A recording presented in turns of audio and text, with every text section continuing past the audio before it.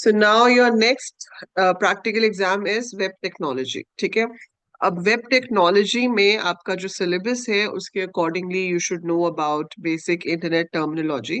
मतलब आपको इंटरनेट से रिलेटेड टर्म्स सारी पता होनी चाहिए. वेबसाइट क्या होती है, वेब पेज क्या होता है, आपके डिफरेंट टाइप ऑफ नेटवर्क्स क्या होते हैं, डिफरेंट प्रोटोकॉल्स जो नेट में यूज होते हैं, वो सब आपने एफआईटी में भी पढ़ा था. तो ऑलमोस्ट सिमिलर चीजें हैं जो यहाँ पर भी आपको पूछी जा सकती हैं. ठीक है. उसके अलावा आपके पास क्वेश्चंस आ सकते हैं फ्रॉम HTML. तो आपसे HTML के बारे में पूछा जा सकता है, आपसे CSS के बारे में पूछा जा सकता है, आपसे जो भी हमारा और सिलेबस है जैसे कि जावास्क्रिप्ट हो गया, XML हो गया, बूटस्ट्रैप हो गया. सो उसमें से किसी भी चीज से रिलेटेड क्वेश्चंस आपसे पूछ सकते हैं. ठीक है. सो अब आपको वहां पर एक तो प्रैक्टिकल में क्वेश्चंस करने को दिए जाएंगे जो कि आपको बना के दिखाने होंगे. सो वो मैं आपको अलग से कुछ प्रोग्राम्स प्रोवाइड कर दूंगी. I will send you the video specifically जो आपको थ्योरी पेपर में भी आते हैं, जैसे कि ये पर्टिकुलर फॉर्म है इसको बना के दिखाओ. ठीक है. या फिर आप लिंक्स बनाकर पेजेस को आपस में कनेक्ट करके दिखाओ, या तीनों तरह की CSS एक पेज में यूज करके दिखाओ. और जावास्क्रिप्ट के आपको सिंपल प्रोग्राम्स ऐसे आ सकते हैं कि write a code in JavaScript to find even factorial of a number. तो उतना प्रोग्राम भी आ सकता है. तो आपने अभी सी का प्रैक्टिकल दिया है, लॉजिक्स आपने सारे रिवाइज किए ही हैं. ठीक है. तो वही चीज आपको जावास्क्रिप्ट में भी लिखने के लिए आ जाए तो इतनी प्रॉब्लम नहीं होनी चाहिए, क्योंकि लॉजिक सेम होता है, लूप लिखने का तरीका भी सेम होता है. सिर्फ जो चीज डिफर करती है वो है कि आप इनपुट कैसे लोगे, प्रिंट कैसे कराओगे. सो बहुत ज्यादा सिलेबस है, इसलिए आज हम सिर्फ HTML CSS और बेसिक्स पे करेंगे, और कल हम पूरा जावास्क्रिप्ट के ऊपर करेंगे. ठीक है. आज मैं आपको थोड़ा सा XML के भी पूछूंगी, कल जावास्क्रिप्ट और XML पे हम ज्यादा फोकस करेंगे. ठीक है. तो सबसे पहला क्वेश्चन, चलिए शुरू करते हैं. Just raise your hand if you know the answer. ठीक है. और फिर आप वो आंसर देंगे. तो सबसे पहला क्वेश्चन है, what is the difference between static website and dynamic website? Yes, who wants to answer? Difference between a static web page और डायनामिक वेब पेज पूछा जा सकता है, या पूछ सकते हैं डिफरेंस बिटवीन अ स्टैटिक और dynamic website. So meaning same ही है. So tell me, what is the difference?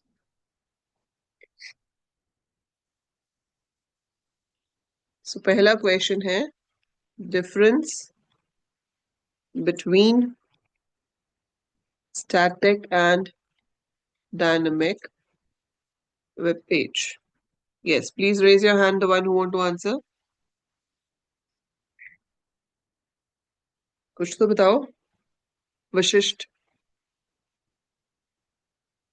Ma'am, static web page are those pages in which the content remains constant and same throughout, and there is hmm. no interaction between user and no input between user and the web page. But in dynamic web page, it is more user interactive and the content changes.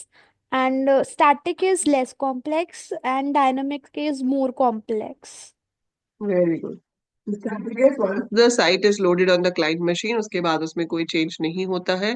It is not interactive with the user. सिर्फ content दिखाने के लिए use होती है. जबकि जो dynamic है उसमें once it's loaded from the server, जब वो क्लाइंट पे आ जाती है उसके बाद भी उसमें अपडेट्स होते रहते हैं. फॉर एग्जांपल, अगर आप कभी क्रिकेट मैच का स्कोर चेक कर रहे हो, या कोई भी मैच का, किसी भी स्पोर्ट्स का चेक कर रहे हो, या अभी आप देखो जैसे यहाँ लोअर एंड में यहाँ टेम्परेचर लिखा हुआ आ रहा है 20 डिग्री सेल्सियस हेज, है ना, और वो जो भी चेंजेस होंगे वो साथ साथ यहाँ पे अपडेट होते रहेंगे. So if you are getting the changes updated over here like this, तो वो डायनामिक वेब पेज होता है जहाँ पर वो चेंजेस नेट से डाउनलोड होते रहते हैं और अपडेट होते रहते हैं. So that's called dynamic web page. Very good. Okay.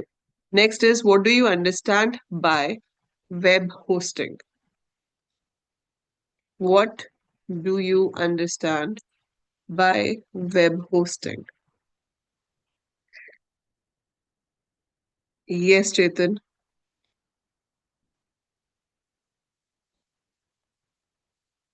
अच्छा, चेतन तो एडमिट होना चाहता है. Yes. Who will answer this? What do you understand by web hosting? Rohan? Piyush. Okay. Yes, Piyush. Ma'am, web hostings refer to a service that allows individual to make their website accessible on the internet. Very good. So बिल्कुल technical definition दी है पीयूष ने कि it allows the individual to make the website available for everyone on the internet who can see it.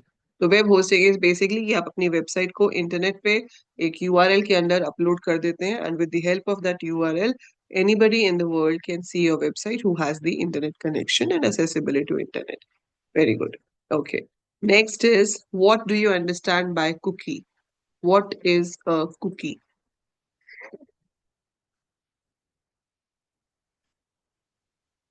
विशिष्ट के अलावा कोई और? दोनों एक एक आंसर कर चुके हैं, Vashishth and Piyush. Anyone else? Rohan, Prabhsif, Sneha? ये स्नेहा. मैम वो स्मॉल फाइल्स होती है जो सर्वर जनरेट करता है एंड वेब ब्राउजर को सेंड कर देता है।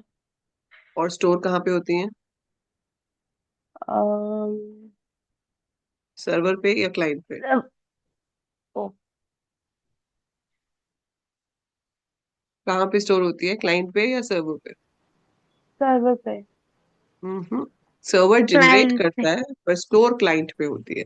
So cookie is a temporary file, it's a small temporary text file which is stored on the client machine, ताकि हम यूजर प्रेफरेंसेस को स्टोर कर सके, यूज की कोई भी डिटेल्स हैं उसको स्टोर कर सके, and it is stored on the client machine. ठीक है. सो इसे कहते हैं कुकी. हम चाहें तो कुकीज को डिसेबल भी कर सकते हैं. आजकल आपने देखा होगा जब आप कोई साइट्स व्यू करते हो तो वो पहले आपसे पूछता है कि this site makes cookies on your system और on your phone, do you allow it? अगर आप अलाउ करते हो तभी वो कुकीज क्रिएट कर सकती है साइट आपके सिस्टम पे, अदरवाइज नहीं कर सकती. This is for the security reasons. Okay, good. Next question is, what is the full form of W3C?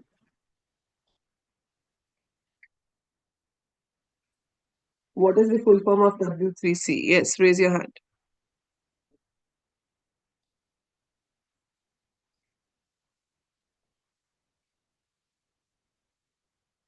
Anjali? World Wide Web Consortium. Very good. So it's World Wide Web Consortium. It's the organization which manages the overall World Wide Web. Okay. Which language is used to design static web pages? Yes, Neha? CSS। No.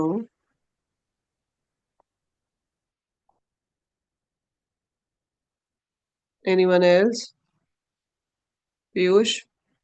Ma'am XML. नहीं. विशेष? HTML। HTML? HTML. तो इतना easy answer नहीं हो सकता है ना, इसलिए HTML बोला ही नहीं है. HTML is used to design static web pages. CSS के साथ तो मैं उसमें डायनामिक इफेक्ट्स ऐड कर सकती हूँ. I can put animations, I can put Hoover. और जावास्क्रिप्ट के साथ तो बिल्कुल ही डायनामिक हो जाएगा. सो आपके पास वर्ड्स ही होते हैं, एक HTML एक DHTML. HTML इज खाली HTML.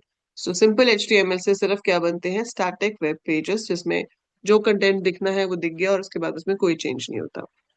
So HTML is your hypertext markup language which is used to design static web pages. उसको और enhance करने के लिए CSS आ जाता है, और उसमें proper dynamic features add करने के लिए, interactiveness add करने के लिए JavaScript आ जाती है. ठीक है. So और जो Bootstrap library है आपकी वो पहले से defined है, which uses a lot of CSS and JavaScript to provide you high functioning tags, जो कि आपको वही सब प्रोवाइड करते हैं जो नॉर्मल HTML में भी होता है, लेकिन better looking and better functioning. So वो जावास्क्रिप्ट और CSS की हेल्प से क्रिएट किए गए हैं. हम सिर्फ उनको ऊपर लिंक करके अपने पेज में यूज कर सकते हैं. That is bootstrap. तो स्टैटिक वेब पेज के लिए जो यूज होता है वो है HTML. ठीक है. Okay, now tell me. Now HTML के क्वेश्चंस कंपैरेटिवली इजी होते हैं, तो मैं क्वेश्चंस लिख नहीं रही हूँ, बस पूछूंगी, आप लोग हैंड रेस करके आंसर करते जाना. How many heading tags we have in HTML? What is the largest heading tag and what is the smallest heading tag? Piyush. Ma'am, there are 6 heading tags in HTML. Largest is H1 and smallest is H6. Okay. Next question is, what is the default font size in HTML?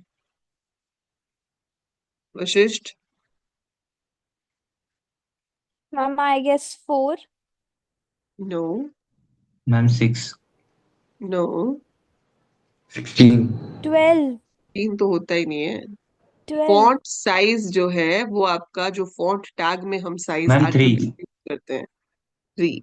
So font tag में जो size attribute होता है उसकी default value होती है 3। And what is the maximum value? 3 तो default हो गया, मैक्सिमम क्या होगा?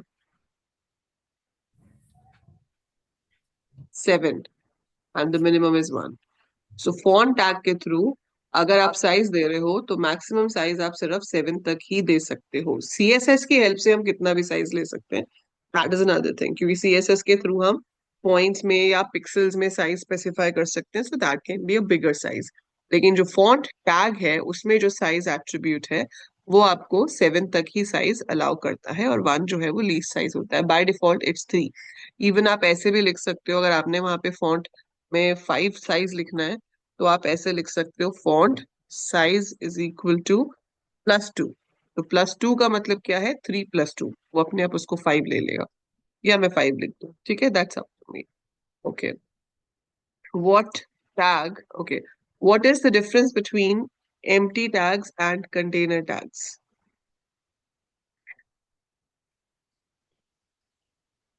Difference between empty tags and container tags, Drishti. Ma'am, in empty tags do not have a closing tag, and container tag have an opening and both a closing tag. Can you give 2 examples of each? 2 examples of empty tag and container tag, Drishti. Yes, ma'am. Ma'am, examples of container tag are HTML and head, and examples of empty tag are BR and IMG. Very good. Okay, next question is, what is the purpose of HR tag in HTML? Explain any 2 attributes used with this tag.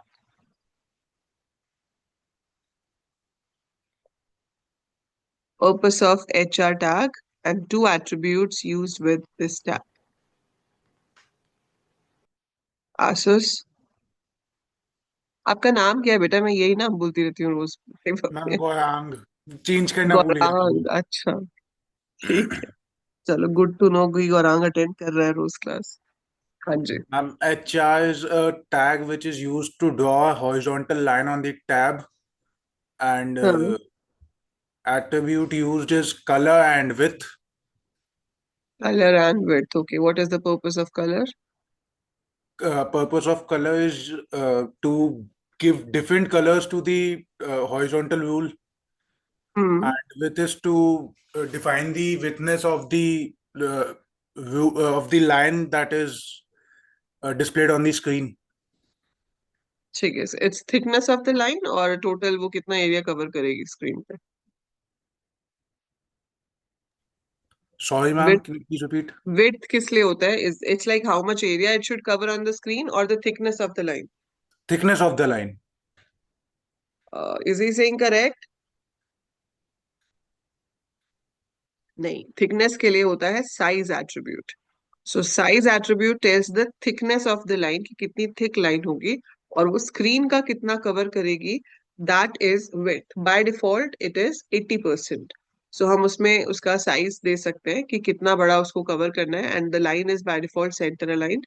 हम उसके alignment भी change कर सकते हैं। So it can be given in percents और it can be given in pixels, but width is how much area is covered and size is the thickness of the line. Okay. Next is, what do you understand by image maps? Which tags are used to create an image map?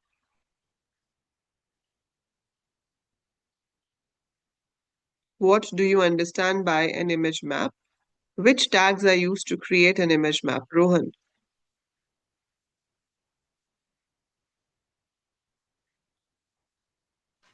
Ma'am image tag के लिए map area. Hmm. होता क्या image map? Ma'am image map, ma'am किसी image में particular जगह click करके अलग web page खुलता है। सो एक ही इमेज के ऊपर हम मल्टीपल हाइपरलिंक्स डाल सकते हैं, कि इमेज के किसी पोर्शन पे क्लिक करो तो कोई और लिंक खुल जाए, किसी और पोर्शन पे क्लिक करेंगे तो कुछ और ओपन हो जाए। So that can be done. और जो टैग्स हैं इमेज के लिए, IMG टैग होगा जिससे आप इमेज डाल सकते हो। मैप टैग से आप मैप बनाते हो, और मैप के अंदर एरिया टैग होता है। Very good. एरिया के एट्रीब्यूट्स क्या होते हैं Vishisht? What are the attributes of area tag in the map? Chords giving coordinates of the image and basically यही होता है मेन तो एक शेप, सबसे पहले तो shape. शेप बताओगे ना। Yes, ma'am. So first we have to tell the shape कि वो सर्कल है, रेक्टेंगल है या पॉलीगन है। So 3 shapes are possible. So we can have rectangle, circle या फिर पॉलीगन। और फिर उसके अकॉर्डिंगली हम कोऑर्डिनेट्स देते हैं। और तीसरा एट्रीब्यूट होता है, क्या होता है तीसरा attribute? href HREF. HREF. Yes, very good. So it's HREF which tells कि जब इस शेप पे, जो कि इन कोऑर्डिनेट्स के थ्रू बताई गई है, जब उस पे क्लिक हो इमेज के अंदर, तो कौन सा पेज ओपन होगा। And we use map attribute with the image tag to specify or to link the map with a particular image. Good. Okay. What is the difference between ordered list and unordered list in HTML?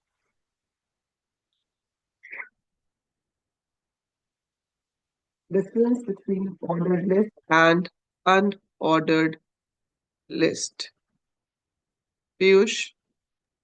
Ma'am हम order list जो होती है उसमें numbers डाल सकते हैं, मतलब basically अगर हम उसको डिफाइन करते हैं तो ओएल से वो ओएल टैग होता है जिससे हम इसको डिफाइन करते हैं, और इससे नंबर्स या फिर अल्फाबेट ऑर्डर्स में लिस्ट आती है। और अनऑर्डर लिस्ट में हम यूएल से डिफाइन करते हैं टैग को, और इसमें बेसिकली जो बोल्ड टैग से आता है, मतलब उसमें बोल्ड तरीके से लिस्ट आती है। बोल्ड तरीके से लिस्ट आती है, बुलेट मैम तरीके से लिस्ट आती है। Yes ma'am, yes ma'am. So we call it bullets. तो आपके पास डिफरेंट डिफरेंट सिंबल्स यूज हो जाते हैं, जैसे कि डिस्क, सर्कल या फिर स्क्वायर। और ऑर्डर लिस्ट में न्यूमेरिक वैल्यूज आती हैं। ठीक है। Okay. Do we have start attribute with UL tag?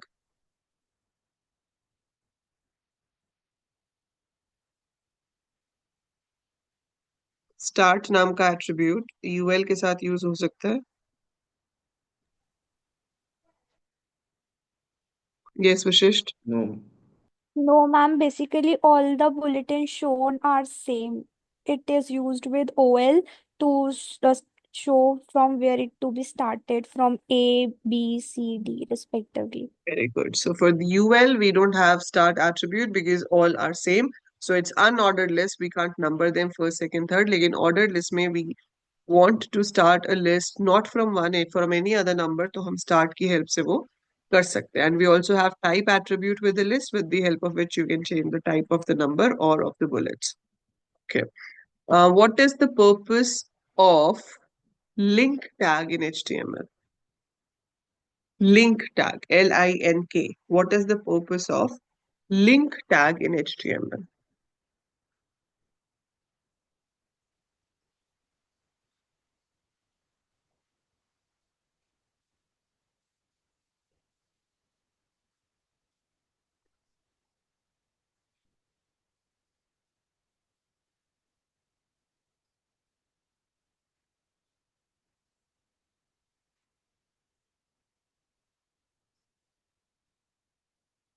Yes, Rohan? link tag is used to link external file. External Attributes files. are href and relation. Very good. So it is used to link external files. Those external files can be either CSS or it can be a JS file as well. तो आप JavaScript या फिर cascading style sheets जो कि आपके programme से external है उनको लिंक कर सकते हो अपने प्रोग्राम के साथ with the help of link tag. Very good. Okay. What is a form? Name any 3 components which you can create with the help of input tag. Drishti? Ma'am, form is used to take the input from the user, and it is used to take the details of the user. The types of input element are input type is equal to text. It creates a Hmm. single line text field. Right. Input type is equal to checkbox. It creates many checkboxes, and the user has to select one or more choices. The user can Okay. select. input type is equal to radio, the user can select only one of the available choices. Very good. So these are the three components which we can create with the help of input tag. Very nice. Okay. So how can I make a drop down list in a form? Anyone else other than Rishti will answer. How to make a drop down list, जिसको हम combo box भी कहते हैं. So एक form में अगर आपको drop down list बनानी है और we call it a combo box, what is that? How to make that? Which tag is used for this? Neha? Select tag. Select tag. And which attribute or which tag is used in select to give the options? Ma'am, Like if I radio. have to choose the language which the person can speak, है ना? तो हम कैसे करेंगे? Select and then we will be using the option tag और Option. फिर इसके अंदर हम लिखेंगे जो भी options हम दिखाना चाहते हैं. So we can give multiple options over here. ठीक है, वो जितनी भी आपको चाहिए वो आप लिख सकते हो.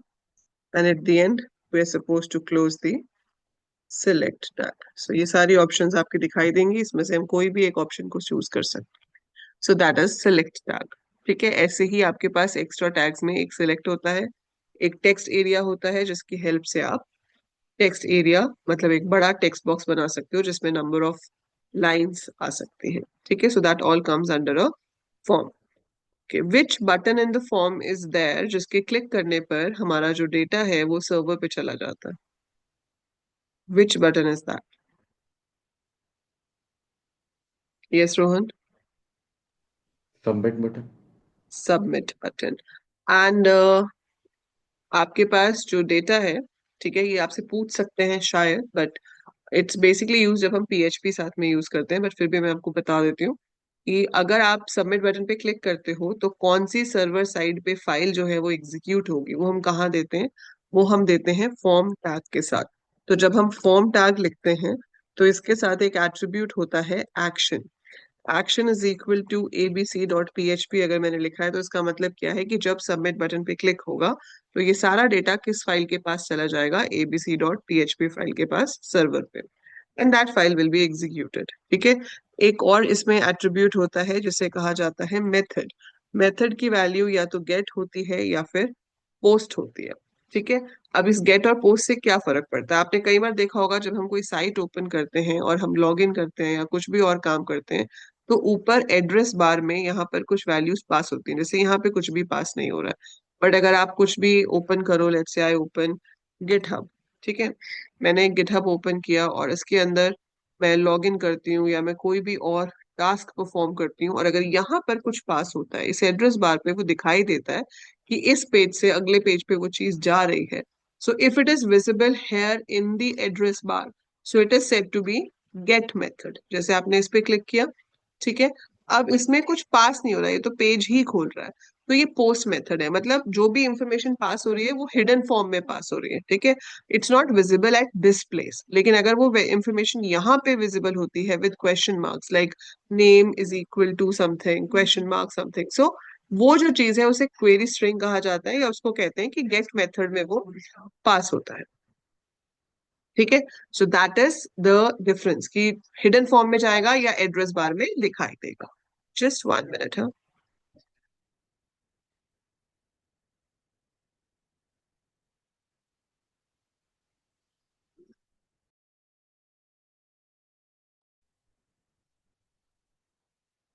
सो गेट और पोस्ट जो है आपका, उसमें हमारे पास इस तरह से काम होता है. ठीक है, पोस्ट इज हिडन और गेट यहाँ पे नजर आएगा अगर आपसे गेट और पोस्ट में कोई डिफरेंस पूछ ले तो.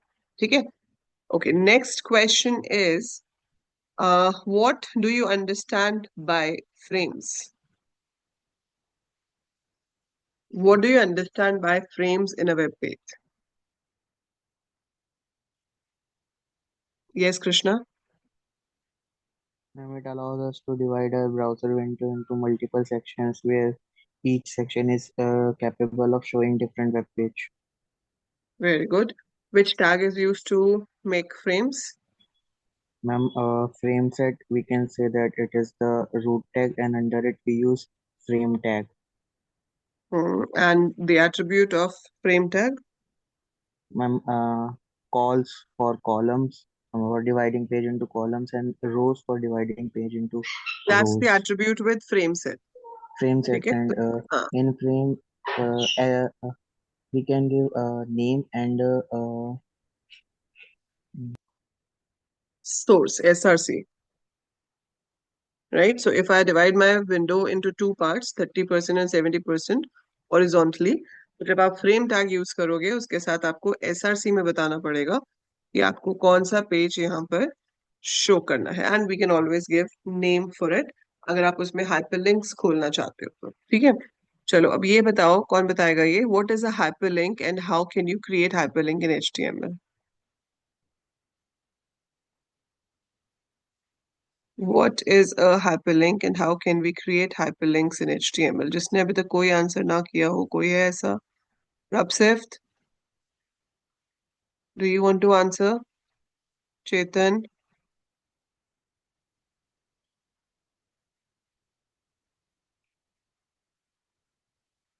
No? Ma'am, in the hyperlink, Hmm. we show the link specifically as a URL, and through the Hmm. hyperlink we shift there. We shift to that thing, but which tag is used to create a hyperlink? href. href तो attribute होता है, tag कौन सा use होता है? Tag. Ma'am कब anchor revise tag. करोगे? Anchor tag. Yes. Explain, Piyush. Ma'am basically जो एच आर एफ डिफाइन होता है हाइपरलिंक के लिए, जिसको हम लिंक डिफाइन करने के लिए यूज होता है, और इसके लिए जो टैग यूज होता है वो होता है एंकर टैग, और इसका जो सिंटेक्स है वो है ओपनिंग दी इसका ये So a tag, that is anchor tag, is used to create hyperlinks. और hyperlink क्या होता है? It's a text or an image which works as a link. जब हम उस पे क्लिक करते हैं तो वो वहां से एक दूसरे पेज को या फाइल को ओपन करता है. So that is said to be a hyperlink. Hyperlink बनाने के लिए anchor tag यूज होता है. href is the attribute which stands for hypertext reference. So href में हम उस फाइल का नाम देते हैं जो फाइल आपको ओपन करनी है जब लिंक के ऊपर क्लिक होगा. So जब लिंक के ऊपर क्लिक होगा, it will open the file which is mentioned with the href attribute. So that is anchor tag. अच्छा, hyperlinks दो तरह के होते हैं. कौन से दो तरह के? Which two type of hyperlinks we have? Vishisht? Ma'am, there are basically two type of links, A link and V link, active link and visited link, I guess. वो तो attributes होते हैं जिसकी हेल्प से हम लिंक के colour change कर सकते हैं. We give these attributes with the body tag. इसमें तीन attributes होते हैं, A link, V link और link. So link is the color of the normal link. A link is the color of the active link. मतलब जब वो press हुआ है उस टाइम पे उसका कलर क्या होना चाहिए. And we link is the visited link, की लिंक पे क्लिक हो चुका है तो उसका कलर क्या होगा. सो बाय डिफॉल्ट इनकी वैल्यूज होती है blue for the normal hyperlink, purple for the visited link and red for the active link. इसको हम बदल सकते हैं, but this is given with the body tag. मैं आपसे पूछ रही हूँ कि लिंक्स कितनी तरह के होते हैं? रोहन? इंटरनल हाइपरलिंक और external hyperlink. Very good. So we have two type of links, internal hyperlink and external hyperlink. ये जो मैंने यहाँ पे बनाया है ये किस टाइप का है? इंटरनल. हाँ, ये इंटरनल है. what do what external. is the external? जब आप एक hyperlink से दूसरी फाइल पे जा रहे हो. So when a hyperlink helps you to move from one file to another file, it is external hyperlink. और अगर एक hyperlink ऐसा है जिससे मैं within the page सिर्फ ऊपर नीचे मूव करा रही हूँ तो वो आपका internal hyperlink होता है. internal hyperlink के लिए आपको अपने किसी भी दूसरे टैग के साथ एक नाम देना पड़ता है. जैसे आपने इसको नाम दे दिया id is equal to k, और फिर जिस हाइपरलिंक से आपको वहां पर जाना है को यहाँ पर लिखना पड़ेगा href is equal to #k.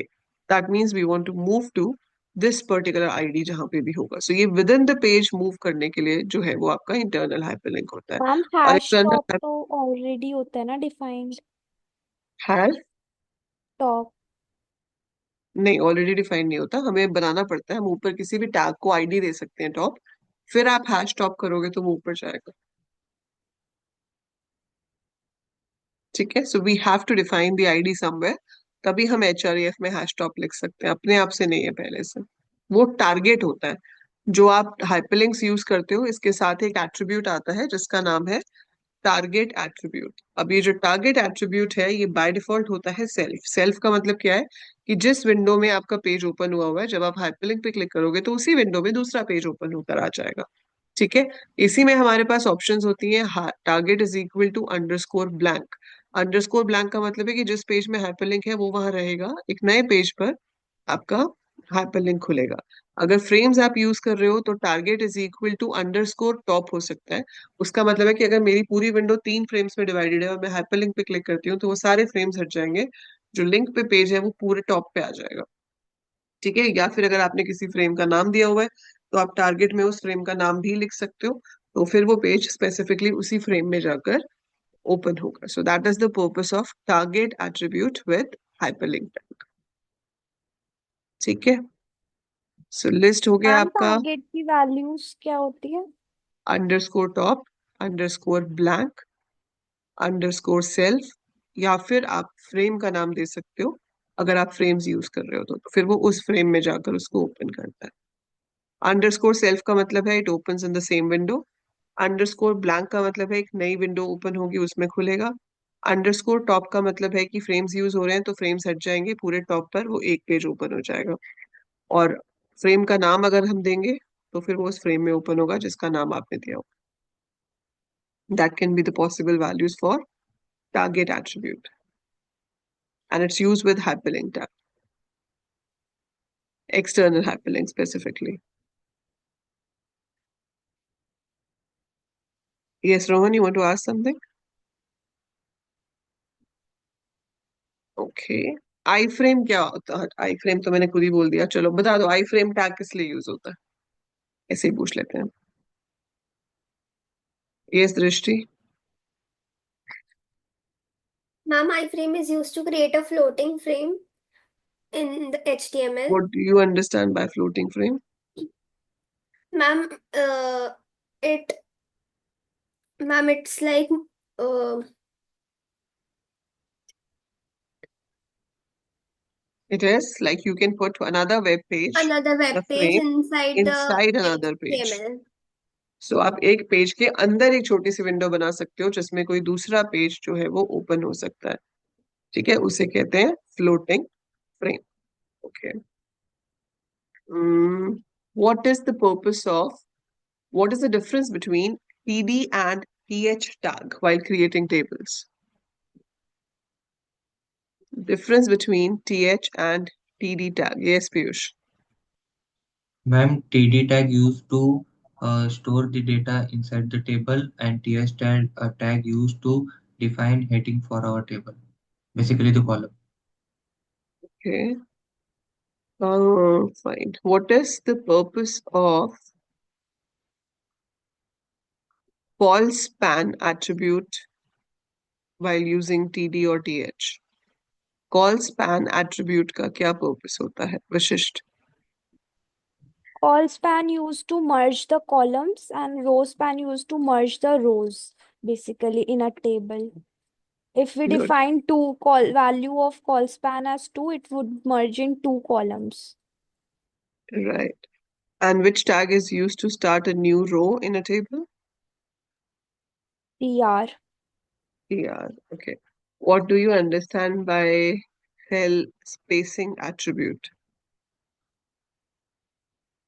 Cell spacing is used to give spaces between two cells within the table, and cell padding is used to give the space between the content of the table and the borders of a cell.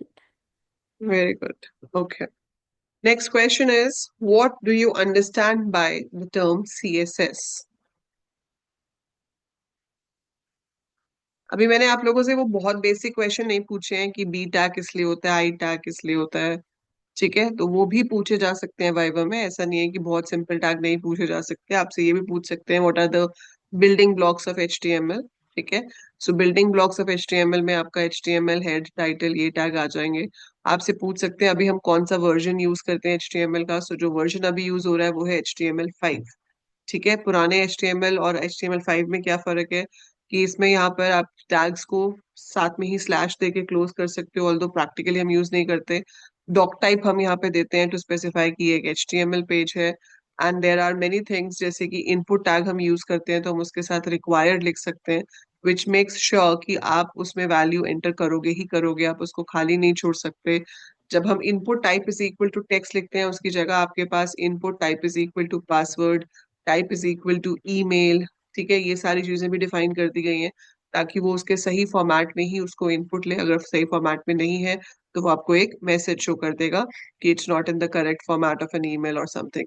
So all these things are there in HTML5। तो जो version अभी हम HTML का use करते हैं वो HTML5 है, the latest version which is being used, ठीक है। अब बताइए CSS क्या होता है?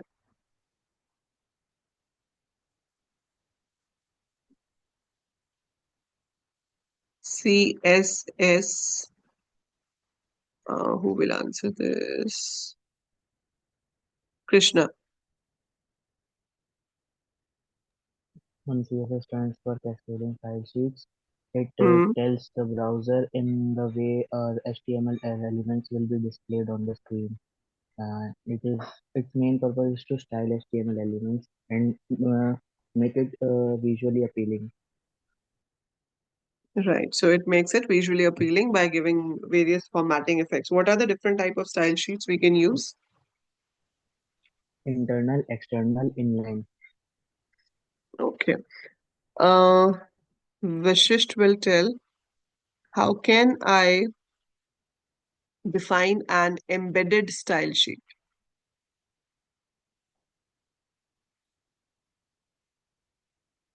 Yes, ma'am. Embedded style sheets are usually uh, stated by giving style tag in head tag of the file. By that only. Like this. Now, Yes, how do we ma'am. define a style inside it? Like if I have to give CSS to the H1 tag, so I would be Hmm. writing H1 curly braces and the selector and the property like color semicolon and its value cyan. It would be applied to the H1 So the tag tag is where called selector, ठीक है। सो जो yes, tag है वो आपका selector हो गया, फिर हम प्रॉपर्टी वैल्यू पेयर देते हैं। तो property is colour and the value is red. Okay, if I have to give one more, what should I do? terminator use करना पड़ेगा by semicolon and give ठीक है। next like font size, font dash size semicolon and its value 6 EMPX.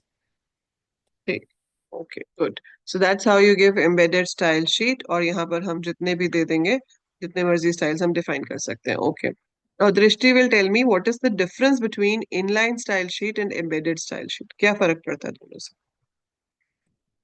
Ma'am, in inline style sheet, we specify we can specify the styles by giving in the the selector itself. Hmm. With the help of style attribute. Style, yes, ma'am. Right. और क्या फर्क है? And ma'am, inline style sheet has higher order. मतलब it higher is applied precedence, higher precedence than embedded style sheet. ठीक है। और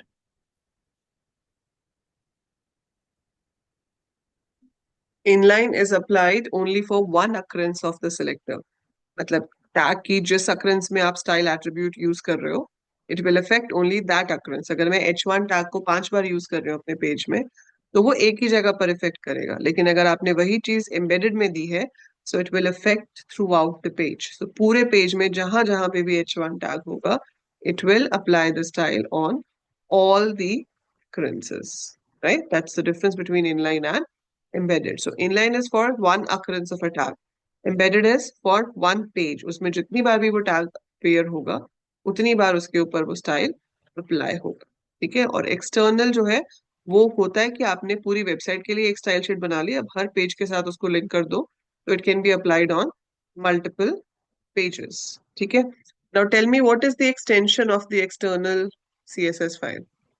how do I save it? Rohan. .css. Okay, and Rohan will only tell what do we understand by pseudo classes in CSS. Pseudo classes like hover, select. जो कि हम tag के साथ, किसी भी टैग के साथ लिख सकते हैं, लाइक a dot, ठीक है, जैसे if we write a dot and then you have some class, let's say C1, and then we define the style. तो जब आप a tag यूज करोगे तो you have to write class is equal to C1 so that ये वाला style a tag के ऊपर apply हो. So pseudo classes can be based on specific tags or they can be general also. Like if you have a pseudo class HH, now I just define a style over here, मैं इसको किसी भी tag के ऊपर apply कर सकती हूँ by writing class is equal to HH. So Hoover is a predefined pseudo class. आप अपनी खुद की pseudo classes भी बना सकते हो which are specific to a tag or which are general and it can be used with any tag by using the class attribute. Right? Is this clear to everyone? So ये तो थे आपके HTML, CSS और web से related questions. Tomorrow we will be doing questions based on Bootstrap, JavaScript and XML. तो आप वो अपना part revise करोगे, ठीक है? And we will be having questions on that. Moreover, we will be doing some programs जो हम आपके JavaScript के through को बनाने के लिए दिए जा सकते हैं, जिनको आपको बना के दिखाना होगा. So we will practice that. Along with that, we'll have the Viva. ठीक है? So this is about HTML, CSS and basic of web technology जो आपसे वाइवा में पूछा जा सकता है. और वाइवा की सबसे बड़ी की यही है कि अपनी तैयारी करके जाओ एंड बी कॉन्फिडेंट. अब तो आपके 2 प्रैक्टिकल हो चुके हैं, सो थोड़ा कॉन्फिडेंस तो अच्छा आ ही गया होगा कि हाँ किस तरह से क्वेश्चंस पूछे जाते हैं और किस तरह से आप वाइवा में आंसर करते हैं. Right? So this is about first half of the web technology syllabus, and in the next video, in the next class, we will be doing the second half.